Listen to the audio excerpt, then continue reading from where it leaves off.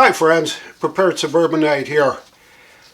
As I mentioned a few days ago in a recent video that I have been working on putting together a series of videos where I want to address specifically to the senior community and to those who have senior people, family members, relatives, etc., that you may be interacting with on a regular basis and care for their well-being. So this is part one of not sure how many parts, but I will try to get these out at least every other day, every third day from now on until we get through the whole series.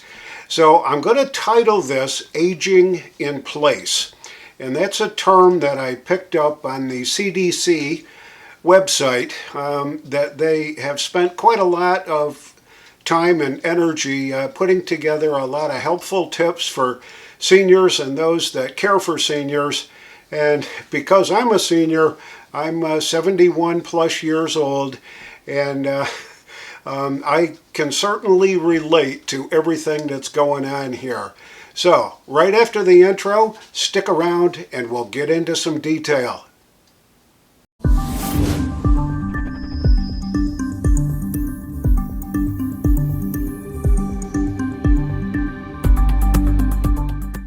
So the bottom line is, in the first issue that I'm going to deal with in this very first edition of this series on aging and trying to be safe while you're doing it. And I want to address falls. One of the things that my wife spends a little bit of time, maybe once a month or so, with a group of gals from our church, and they go out and have lunch. And a couple of them are in their upper 80s, and I think one of them's even in her 90s. And they get together, but one of the things that they talk about is their fear of falling. And I think that's really what sparked my interest in trying to put this together. So let me get into some background statistics. Falls are quite common among older adults, and they're talking older, over 65, and it gets progressively worse as you age, because I think there are demarcations at 70 and 75 in some of the statistics that I've run across out there. Let's see. Every year, 3 million older adults are treated in emergency departments for injuries related to falling, and over 800,000 hospitalizations are due to fall injuries such as hip fractures and head injuries. It gets actually worse than that. It goes on here to say that falls are the leading cause of injury-related death among adults aged 65 and older. The age-adjusted fall death rate is increased 41% from 55.3 per 100,000 older adults in 2012 to 78 per 100,000 older adults in 2021, which I guess is the last year they had statistics to back that up. What causes falls? Well, there's a number of items that the professionals, and I went to the CDC website, I went to the Council on Aging, and a couple of other different WebMD, places like that, to get their input on this. And there's quite a lot of very interesting information out there. But what causes falls? What are the risk factors that the elderly, those over 65, over 70, etc., what are the risk factors? Well, here they are. A history of falling. Well, I guess if you've fallen before, you may have an increased likelihood of falling again. So that's kind of first on their list. The use of assistive devices like walkers and canes. Well, walkers and canes are needed to help steady those that aren't too steady on their feet. But walkers and canes can get in the way. They can be a trip hazard from time to time. So I would be very careful about using canes and walkers. Poorly lit environments, cluttered environments, excuse me, health conditions that cause muscle weakness, a history of vertigo. If you stand up too fast and you get a little dizzy, that's vertigo. And that can cause you to be somewhat disoriented as to where you are, and it may be a causal factor if you fall and when you fall. If you've got issues with balance and issues with walking, you may have an injured foot or a sprained ankle or something, and you're trying to navigate around with that, you're at a much higher risk of falling. If you have trouble seeing and hearing, well, if you leave your glasses off and you try to navigate, then it could be a contributing factor. So I'd be very cautious about that kind of stuff. Medical conditions like diabetes and osteoporosis can also be factors in increasing risk of falling when you get to be elderly. Certain medications that you may be taking, drowsiness, sedatives, sleeping pills, antidepressants, sedatives, those kinds of things can cause your body to react in such a way that you may lose your balance and fall, or trip and fall. Antihistamines, beta blockers, diuretics, anything that you use for heart conditions may be a contributing factor to an increased risk of falling. So, what are the most common injuries? Well, broken bones, wrist, arm, ankle, hip fractures, and head injuries. So, it can be a pretty serious kind of a thing. So what, as far as prevention, can you do? And I've put together a list that's just longer than it really needs to be, but it really does hit pretty much every single thing that I could think of, and that the pros out there from the CDC and the Council on Aging, it's pretty exhaustive. So let me just kind of run down through it. Make sure that walking surfaces are slip resistant and free of objects and in good condition. So that's just exactly what it says. Put safety strips on inside stair steps to prevent slipping. Well, that's a good suggestion. Remove throw rugs from the home, as they will be a trip hazard, and I know I have tripped over some of our throw rugs. We keep a throw rug right by the back door to kind of wipe our feet off if we're out in the backyard, and I have folded that up and tripped over it more than once. So be careful with those. Remove them if you can. Secure them if you can. Double-sided tape, anti-skid backing on them really does help. Make sure that your furniture is arranged in such a fashion that it's not a trip hazard. So be very, very careful about where you're placing lamps and end tables and coffee tables, all those kinds of things, and make sure you've got clear pathways as you navigate through your living room, your den, your dining room, your kitchen. It's a very common sense kind of a thing. Outside, make sure your sidewalks, paths, and driveways are level and free of holes and in good condition. Well, we got a dog that likes to dig holes from time to time, and every once in a while, the walkways that we've got through our backyard, from maybe here to the shed, there's going to be a chance that she's going to dig a hole right in there, and you got to be careful. If you step in that hole, you're going to fall.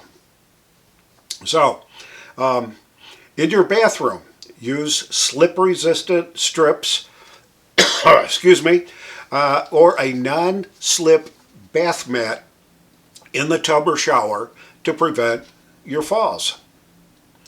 Mark the top and bottom steps and your stairways with colored tape or paint to make them easier to see.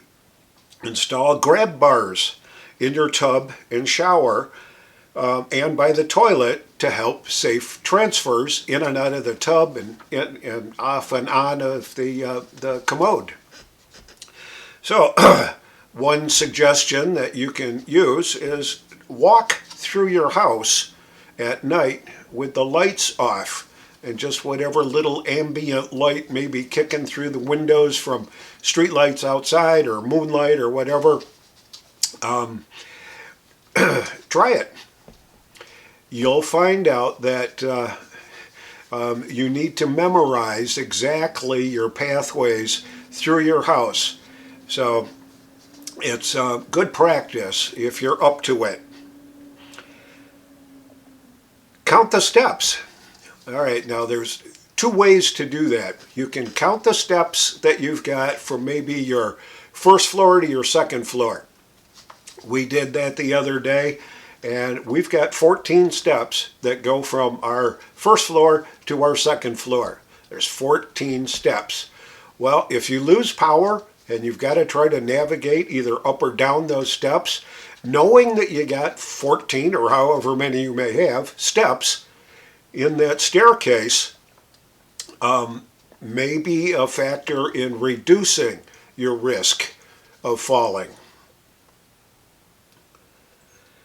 And count the steps between rooms, like from your bedroom to the bathroom, from the kitchen to the living room, those kinds of things. So you know how far it is and you know how many steps you need to take as you navigate through.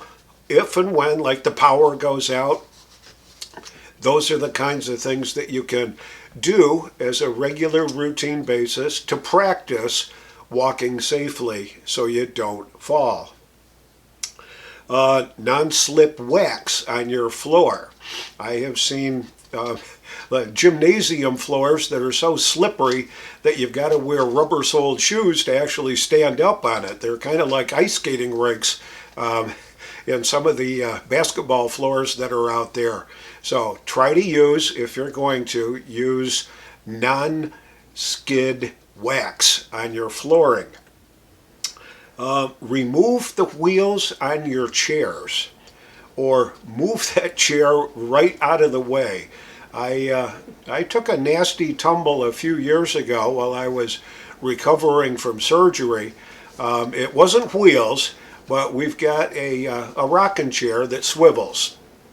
And because it swivels, I was walking across there.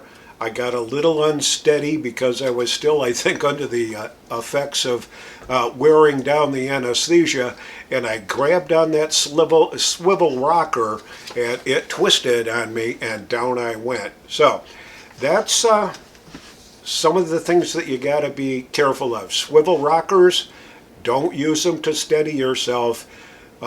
Chairs that have wheels on them, if you can lock the wheels, lock them, but try not to have them anywhere close by. Alter your shower to make it a walk-in rather than a stepped-over kind of a tub shower combo. That can be pretty expensive, but it may be well worth it. When my mother-in-law had her home built for her, she made sure that she had a walk-in tub that she didn't have to step over as she aged and it worked out just great. And of course it had all of the jacuzzi things and the massages and all that, which she just loved. So anyway, but that's kind of beside the point. Create zero threshold entryways. So our front door, you got to step up and over the threshold, and there's a hump there where the screen door comes in and the main door closes against it, and it can be a trip hazard. And if that can be modified, depending on your circumstances, it may be well worth reducing the chance of tripping over that raised threshold. Tighten loose railings. We've got railings that go from first floor to second floor. We've got a railing that takes the step down to our garage, and we've got railings on our deck that take us down to ground level. Just make sure that all those railings are as tight as they can be, and that they're rugged, they're well attached to the wall studs. Just make sure, take time to take a look at it, and if they need repair, find your local handyman, find a family member that's handy with tools, and enlist them to give you a hand. Declutter. It's very, very easy to allow stuff to pile up. Boxes and bins and this and that can get in the way. And if you can declutter the majority of your home and live in a kind of a cleaned out environment where there aren't those kind of trip hazards around, it's well worth it. So take some time, look around, and declutter as much as you can. Like I said before, securing the rugs with double-sided tape or sticky back non-skid mats that the rugs can be on. Your bathroom, obviously, we talked about using the walk-in type tub or shower rather than the step-over old-fashioned tub shower combination. Buy a grabber. Next one up on the list. Buy a grabber. One of those things that you squeeze here. It's got a long handle on it, and you can reach up and grab things that are up on top shelves and stuff like that. Very, very handy. I've seen folks try to navigate using a step stool or standing on a kitchen chair to try to reach a top shelf somewhere. The grabbers come in pretty darn handy. So those are the big concerns, the big issues around falls and the prevention of falls. The next episode is going to be about home safety and defense of your property. So stick around for that. Hopefully sometime this weekend I'll be able to finish that one up and we can take it from there. If you found this video helpful, please like down below, subscribe, and share it if you can. This is the Prepared Suburbanite reminding you to be prepared always, and I'll see you all on the next video.